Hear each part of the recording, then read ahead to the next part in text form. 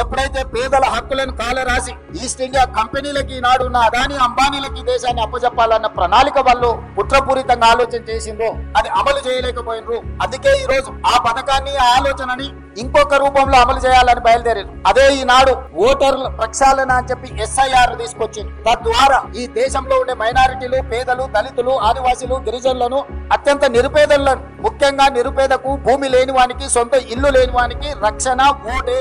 Vote ఒక్కటే ఆయుధం. ఇల్లు లేని వాడికి, ఆస్తి లేని వాడికి గుర్తింపే ఓటు. ఇవాళ గుర్తింపును తొలగించాలి, ఓట్లను తీసేయాలని SIR తీసుకొచ్చిండ్రు. ఎప్పుడైతే ఓటు హక్కు తీసేస్తాడో అతని ఆధార్ కార్డు పోతుంది, అతని రేషన్ కార్డు పోతుంది, అతనికి ప్రభుత్వం నుంచి అందే సంక్షేమ పథకాలు రద్దయిపోతాయి.